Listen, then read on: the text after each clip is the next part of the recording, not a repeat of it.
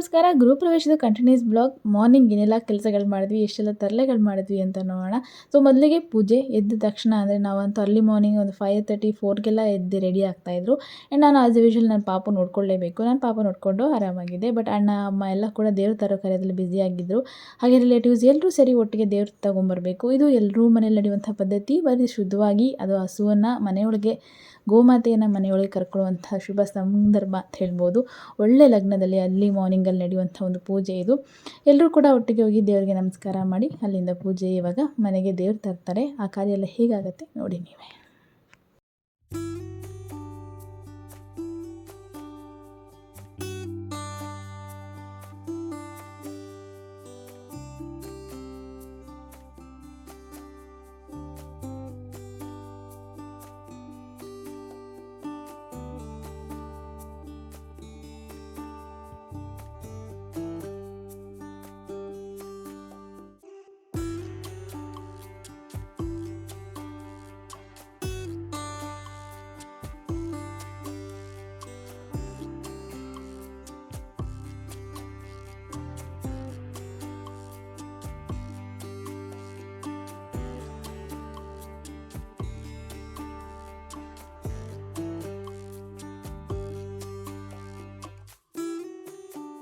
ಗೋಮಾತೆನ ಮನೆಯೊಳಗೆ ಕರ್ಕೊಳ್ಳುವಂಥ ಶುಭ ಸಂದರ್ಭ.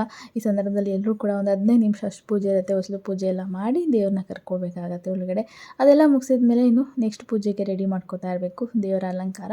ಸೊ ಕೆಳಗಡೆ ಮನೆಯಲ್ಲೂ ಕೂಡ ದೇವರ ಅಲಂಕಾರ ಮಾಡಿದರು, ಮೇಲ್ಗಡೆ ಮನೆಯಲ್ಲೂ ಕೂಡ ದೇವರ ಅಲಂಕಾರ ಮಾಡಿದರು. ಕೆಳಗಡೆ ಶಿವನ ಪ್ರತಿಷ್ಠಾಪನೆ ಮಾಡಿದರೆ, ಮೇಲ್ಗಡೆ ನಾರಾಯಣನ ಪ್ರತಿಷ್ಠಾಪನೆ ಮಾಡಿದರು. ಅದು ಕೂಡ ಚೆನ್ನಾಗಿ ನೋಡೋಕ್ಕಂತೂ ಅದ್ಭುತವಾಗಿ ಕಾಣಿಸ್ತಾ ಇತ್ತು. ಅಲಂಕಾರ ದೇವರಿಗೆ ಮಾಡೋದೇ ಖುಷಿ, ದೇವರನ್ನ ಅಲಂಕಾರದಲ್ಲಿ ನೋಡೋದೇ ಮತ್ತೊಂದು ಖುಷಿ. ಇನ್ನು ಅಡುಗೆ ಮನೇಲಿ ಸ್ವಚ್ಛಗೊಳಿಸಿ ಅಲ್ಲೆಲ್ಲ ಕೂಡ ಹಾಲನ್ನು ಉಗ್ಸೋದು ಪದ್ಧತಿ ಅಲ್ವಾ. ಹೊಸ ಮನೆ ಅಂದರೆ ಹಾಲು ಉಗ್ಸಿ ಅದನ್ನು ಖುಷಿ ಪಡೋದೇ ಒಂದು ಶುಭ ಸಂದರ್ಭ ಅಂತ ಹೇಳ್ಬೋದು. ಎಲ್ಲರೂ ಕೂಡ ಅದಕ್ಕೆ ಸಕ್ಕರೆ ಹಾಕಿ ಖುಷಿಪಟ್ಟು ಹಾಲನ್ನ ಅನ್ನೋದು. ಅದರಲ್ಲೂ ಸೌದೆ ಒಲೆ ನೀವು ನೋಡ್ತಿರ್ಬೋದು. ಸೌದೆ ಒಲೆಯಲ್ಲಿ ಮಾಡಿದ್ರೆ ಬಹಳಷ್ಟು ಶ್ರೇಷ್ಠ ಅಂತ ಹೇಳಿದರು. ಹಾಗಾಗಿ ಸೌದೆ ಒಲೆಯನ್ನು ಪ್ರತಿಷ್ಠಾಪನೆ ಮಾಡಿದ್ದಾರೆ.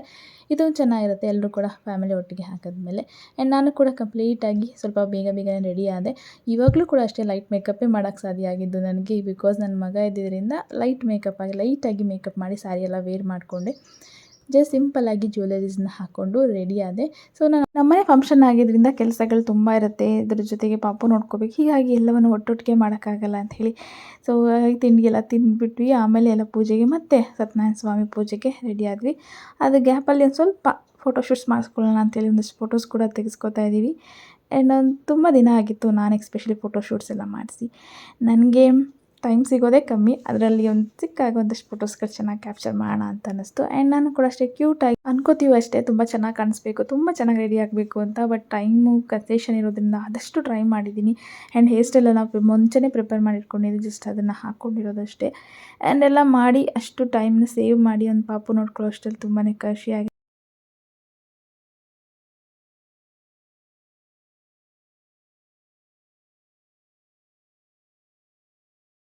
ಹಾಗೆ ಜನ ಎಲ್ಲ ಬರೋಕ್ಕೆ ಶುರು ಮಾಡ್ತಾಯಿದ್ರು. ಪೂಜೆ ಕೂಡ ಸ್ಟಾರ್ಟ್ ಆಗೋಕ್ಕೆ. ಸೊ ಎಲ್ಲ ಆದಮೇಲೆ ನೋಡಿ, ಪೂಜೆ ಎಲ್ಲ ಆದಮೇಲೆ ಮಕ್ಕಳೆಲ್ಲ ಓಡಾಡ್ತಾ ಇದ್ದಾರೆ. ಸೊ ಒಂದಷ್ಟು ಹೊತ್ತು ಎಲ್ಲರೂ ಕೂಡ ಆರಾಮಾಗಿ ಕೂತ್ಕೊಂಡಿದ್ವಿ. ಪೂಜೆ ಎಲ್ಲ ಮುಗಿದಿತ್ತು. ಸೊ ದೇವರ ಹತ್ರ ಒಂದಷ್ಟು ಫೋಟೋಸ್ಗಳನ್ನ ತೆಗೆಸ್ಕೊಳ್ಳೋಣ ಅಂತ ದೇವರ ಹತ್ರ ಒಂದಷ್ಟು ಫೋಟೋಸ್ಗಳನ್ನ ತೆಗೆಸ್ಕೊತಾ ಇದ್ವಿ. ಅಲಂಕಾರ ಅಂತೂ ಬಹಳ ಚೆನ್ನಾಗಿತ್ತು. ಅಲಂಕಾರ ನೋಡೋದೇ ಖುಷಿ. ನಾನು ಹೇಳ್ದಾಗೆ ಅಲಂಕಾರ ಮಾಡಿರೋದು ದೇವರಿಗೆ ನೋಡೋದೇ ಖುಷಿ. ಸತ್ಯನಾರಾಯಣ ಸ್ವಾಮಿ ಎಲ್ಲ ಪೂಜೆ ಎಲ್ಲ ಆದಮೇಲೆ ನಾವಂತೂ ಈವನ್ ಊಟದ ಕಡೆ ಎಲ್ಲ ಗಮನ ಕೊಡ್ತಾಯಿದ್ವಿ. ಆ ಕಡೆ ಎಲ್ಲ ಮುಗಿಸ್ಕೊಂಡು ಮೇಲೆ ಬಂದ್ವಿ. ಆಮೇಲೆ ಸ್ವಲ್ಪ ಹೊತ್ತೆಲ್ಲ ಫೋಟೋಶೂಟ್ಸನ್ನು ಮಾಡ್ಕೊಂಡ್ವಿ. ಹಾಗೆ ನಮ್ಮ ಜಾನು ಬಂದವ್ರಿಗೆಲ್ಲ ಕುಂಕುಮ ಕೊಡೋಕ್ಕೆ ರೆಡಿಯಾಗಿ ಕೂತ್ಕೊಂಡ್ಬಿಟ್ಟಿದ್ದಾಳೆ ಅಂತ ಅಂದ್ಕೊಂಡ್ರೆ ಖಂಡಿತ ಎಲ್ಲ. ಸ್ವಲ್ಪ ಹೊತ್ತು ಕೂತಿದ್ದು ಆಮೇಲೆ ಅವಳು ಆಟ ಶುರು ಮಾಡ್ತಿರ್ತಾಳೆ. ಮಕ್ಕಳೇ ಹಾಗೆ. ಸೊ ಸ್ವಲ್ಪ ಹೊತ್ತು ಒಂದು ಕಡೆ ಅಂತೂ ಮಕ್ಕಳಂತೂ ಇರಲ್ಲ. ಅದ್ರಲ್ಲಿ ನನ್ನ ಮಗ ಅಂತೂ ಜಾನು ಇಬ್ಬರು ಒಟ್ಟೊಟ್ಟಿಗೆ. ಆಮೇಲೆ ಪಾಪುನ ಫುಲ್ ಕೆಳಗಡೆ ಆಟ ಆಡಿಸ್ತಾ ಇದ್ವಿ ನಾವು. ಆಮೇಲೆ ಮೇಲೆ ಕರ್ಕೊಂಬಂದ್ವಿ ದೇವರೆಲ್ಲ ತೋರಿಸೋಣ ಅಂತ. ಸೊ ಅಲ್ಲೂ ಕೂಡ ಎಲ್ಲ ಇಟ್ಕೊತಾ ಇದ್ದ. ಸ್ವಲ್ಪ ಹೊತ್ತು ಆಟ ಆಡಲಿ ಅಂತ ಆಟ ಆಡಿಸ್ತಾ ಇದ್ವಿ.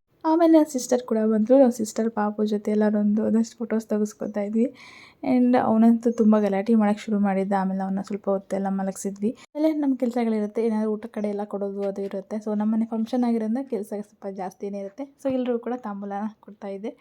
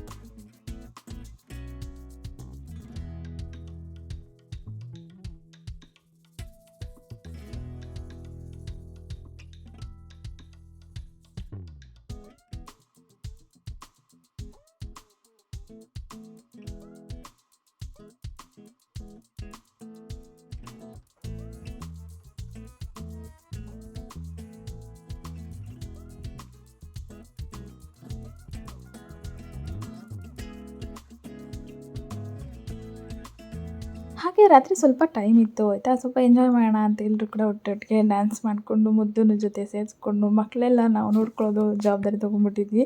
ಸೊ ಮಕ್ಕಳೆಲ್ಲ ಸೇರಿಸ್ಕೊಂಡು ಡ್ಯಾನ್ಸ್ ಮಾಡಿಕೊಂಡು ಒಂದಷ್ಟು ಹೊತ್ತು ಟೈಮ್ ಅಂತೂ ಕಳೆದು ಹೋಯಿತು.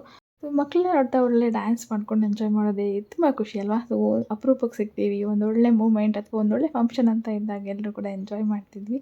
ಆ್ಯಂಡ್ ಅದು ಮುದ್ದು ಜೊತೆ ಸೇರ್ಕೊಂಡು ಮುದ್ದು ಕೂಡ ಖುಷಿ ಪಡ್ತಿದ್ದ. ಸೊ ಎಲ್ಲ ಆದಮೇಲೆ ಒಂದಷ್ಟು ಹೊತ್ತು ಆ್ಯಂಡ್ ಮಾರನೇ ದಿನ ಸೊ ಅರ್ಲಿ ಮಾರ್ನಿಂಗ್ ನೋಡಿ ಎಲ್ಲ ಕೂಡ ಕ್ಲಿಯರ್ ಆಗ್ತಾಯಿದೆ, ಒಂದೊಂದಾಗಿ ಎಲ್ಲ ಕೂಡ ಕ್ಲೀನಿಂಗ್ ಸ್ಟಾರ್ಟ್ ಆಗ್ತಿದೆ. ಸೊ ಮುದ್ದು ಅರ್ಲಿ ಮಾರ್ನಿಂಗ್ ಎದ್ದು ವಾಕಿಂಗ್ ಶುರು ಮಾಡಿದ್ದ. ಆಮೇಲೆ ಡೇ ವಿಲ್ ಸ್ಟಾರ್ಟೆಡ್ ಅಂತ ಹೇಳ್ಬೋದು.